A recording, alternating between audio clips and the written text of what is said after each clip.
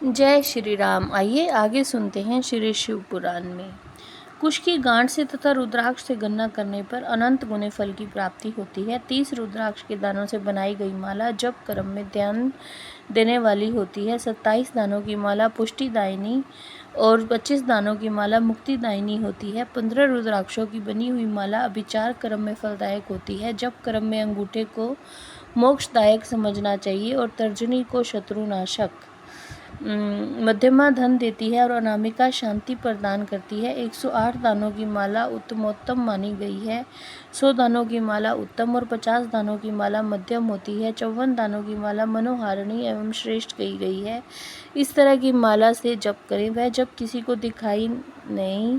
कनिष्ठिका उंगली अक्षरणी मानी गई है, अर्थात जप के फल को नष्ट न करने वाली, इसलिए जप कर्म में शुभ है। दूसरी उंगलियों के साथ साथ अंगुष्ठ द्वारा जप करना चाहिए, क्योंकि अंगुष्ठ के बिना किया हुआ जप निष्फल होता है। घर में किए हुए जप को समान या 1 गुना समझना चाहिए।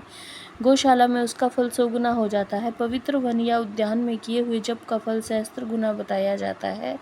पवित्र पर्वत पर 10,000 गुना, नदी के तट पर 1,00,000 गुना, देवालय में कोटि गुना और मेरे निकट किए हुए जप को अनंत गुना कहा गया है। सूर्य, अग्नि, गुरु, चंद्रमा, दीपक, जल, ब्राह्मण और गौओं के समीप किया हुआ जप श्रेष्ठ होता है। पूर्वाभिमुख किया हुआ जप वशीकरण में और दक्षिणाभिमुख जप अभिचार कर्म में सफलता प्रदान करने वाला है।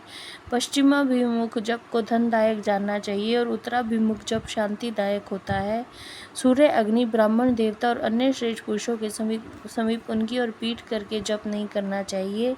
सिर पर पगड़ी रखकर, कुर्ता पहनकर, नंगा होकर, बाल खोलकर, गले में कपड़ा लपेटकर, अशुद्ध हाथ लेकर, संपूर्ण शरीर से अशुद्ध रहकर तथा विलाप पूर्वक कभी जप नहीं करना चाहिए। जप करते समय क्रोध, मत, चीखना, जम्बाई लेना वर्जित है। यदि कभी वैसा संभव हो जाए तो आचमन करें और तुम्हारे साथ मेरा अर्थात पार्वती सहित शिवजी का स्मरण करें और ग्रह नक्षत्रों का दर्शन करें अथवा प्राणायाम कर लें। बिना आसन के बैठकर, सोकर, चलते चलते अथवा खड़े होकर जप ना करें। गली में या सड़क पर अपवित्र स्थान में और अंधेरे में भी जप ना करें। दोनों पाँव फैलाकर कुक्कुट आसन में बैठकर, सवारी या खाट पर चढ़कर अथवा चिंता से व्याकुल होकर जप ना करें। यदि शक्ति हो तो इन सब नियमों का पालन करते हुए जप करें। इस विषय में बोध कहने से क्या लाभ, संक्षेप में मेरी बात सुनो। सदाचारी मनुष्य शुद्ध भाव से जप और ध्यान करके कल्याण का भागी होता है। आचार परम धर्म है, आचार उत्तम धन है, आचार श्रेष्ठ विद्या है, आचार ही परम गति है।